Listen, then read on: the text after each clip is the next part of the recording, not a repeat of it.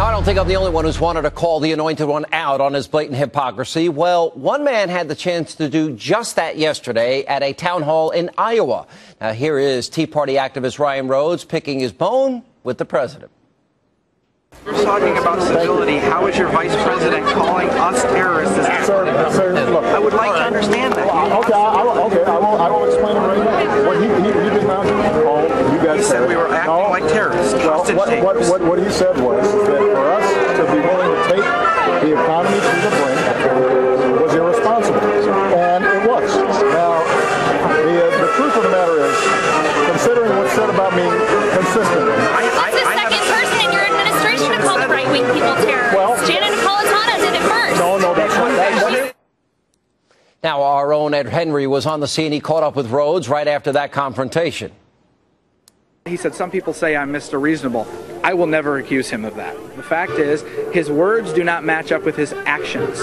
Actions always speak louder than words, and we've seen that. We were taught that growing up. But the actions of the people he employs, the actions of people in his party have demonstrated that they don't want to work. And joining me now with the inside scoop on his highly charged exchange with the President of the United States, that's Iowa Tea Party Chairman Ryan Rhodes. Ryan, how are you? I'm great, Sean. Thanks for having me. And I guess I better get an accent so Dana Perino will like me. Listen, I watched it and I'm thinking you were being respectful. Let me just first get out of the way. Were you heckling during the president's speech or town hall in any way? Because you probably have seen those reports by now. Well, the first thing I said was when he had all of his speech, he had all of his questions. It got to the point where it was the last question. And, you know, these events a lot of times get staged. These questions don't get asked. And so I did stand up and when the final question came and I said, hey, I'm going to ask this because I'm getting sick of the entire taxpayer-funded listening town hall tour was simply a way for him to attack the Republicans and try to perfect his talking points. It was like his own personal Frank Luntz poll group. Well, I'm glad you're a regular watcher, but you would only know that if you're watching the program, and we appreciate it. Look, I think I love Frank. The president lectures us a lot on civility. A lot. I mean, we saw after the Tucson shooting, et cetera, and yet the vice president, now there's multiple witnesses that said, in fact, he said that. The president denied it. What's your reaction to that? Well, yeah, I mean, I said it actually on the news. How can you actually have a conversation with someone who's just going to look in your face and absolutely deny it? I mean, beyond just Joe Biden, Harry Reid's been calling us hostage takers for how long? I've heard the Rush montage. I've heard the Hannity montage. Those are his voices, unless you got some serious distortion tools over there. Yeah, you know, it's interesting, but he never, in any way criticizes his own party. There was actually, I thought, a moment there where he could have said to you, and I think this would have helped him, you know what, you're right, he shouldn't have said it. But he didn't have the courage to do that, and I thought it was a missed opportunity. Look, the Tea Party has been attacked, it's unrelenting. It's every day. Racist, terrorists, on and on and on, as you pointed out. And we've mentioned this a lot on the program. You're a Tea Party member, and I like what you guys stand for. You want limited government. You want to balance the budget. You want to preserve the blessings of freedom for our kids and grandkids. Where do you think this hostility is coming from?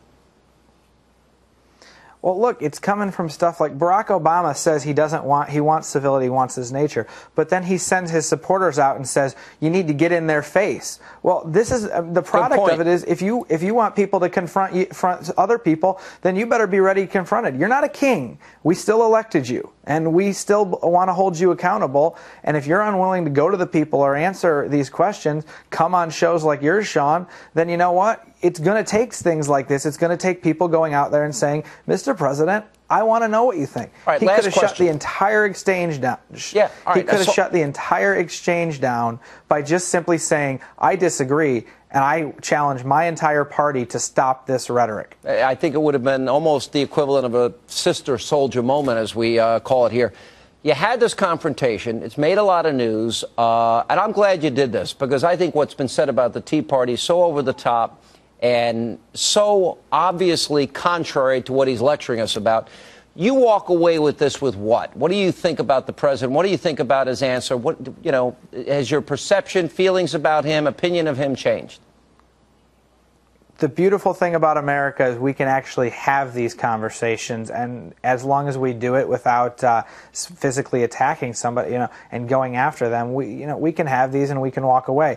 I mean, the president walked away smiling. That might be because I read his book, but but you know, we're out there and we need more people. I mean, I got a lot of great training for how to be able to get out there and talk to these people and be able to confront President Obama in a civilized manner from the Leadership Institute. And it's things like these. I hope more people can get trained by them and get out there. You know, it's amazing. I said in 2008 that journalism, media in this country died, but I think it's going to be citizen journalists like yourself that will ask the questions the media should have been asking. So I applaud you for what you did here, and I think you were right. It's a fair question. The president, I thought, gave a pretty lame answer. Thanks for being with us. Well, thank you for having me, and it was good seeing you at the State Fair, good being on your program. We met at the State Fair? We did. I was the guy who handed you the paper-written note. I have it. Thank you. Now I know who you are. All right. Well, it's good to see you again. Thank you. Did you have one of those fried Twinkies on a stick? No, but I should have. You should have. That and a pork chop on a stick. That and the pork chop. The pork on a stick. I did get that. It's great. It's the best I've ever had. All right, Ryan, thanks so much for being with us. Appreciate you being here tonight. And coming up,